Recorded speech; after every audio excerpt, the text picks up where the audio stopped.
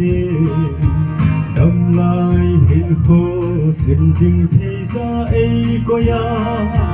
ấp vang bộ na xin xiên lâu ấy mu sa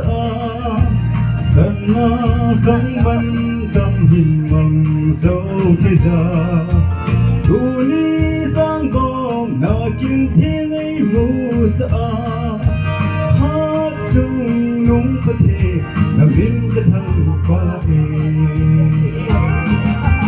tu ni hiện qua trên phong thì ya cái đây thân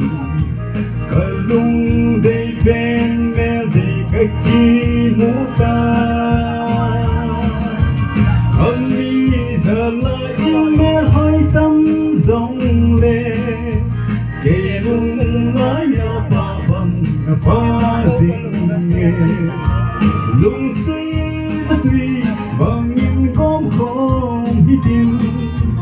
cùng khó gió in ba bằng lên cài đê Christine in sum nong sen tai đê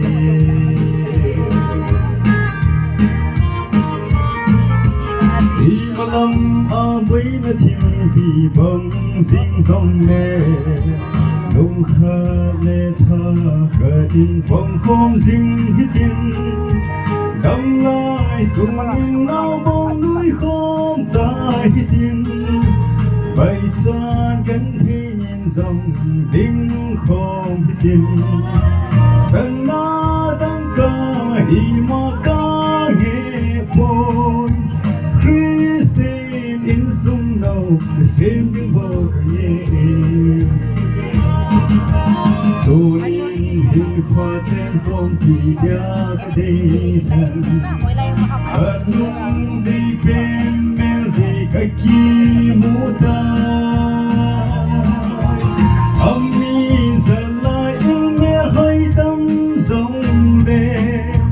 cây lung lá ya ba bằng ba dinh in lung si đã tuy bằng những gom không hít tin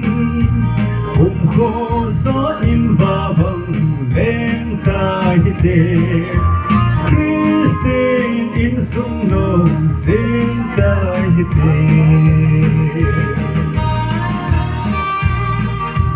đi theo cuộc đời cho hết hết hết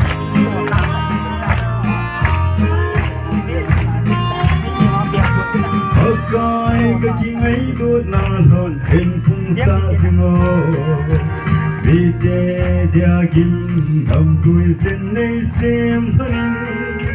lần lung hay na lên vì thế chi ngày là tin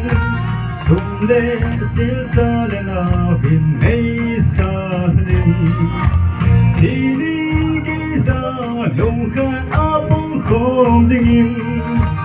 tu nin kapakai na kantina katume tu nin hin kwa chen ko ida ka dei than kanung dei pen mel dei ka ki mu ka ami zalai mel hoi tam zong le dei lung na ya ba bằng na ba dinh nghe lung si đã tuy bằng những gom không hít tin cùng khô gió in và bằng lên tai đê Christine in sum nong sen tai đê Christine in sum nong sen tai đê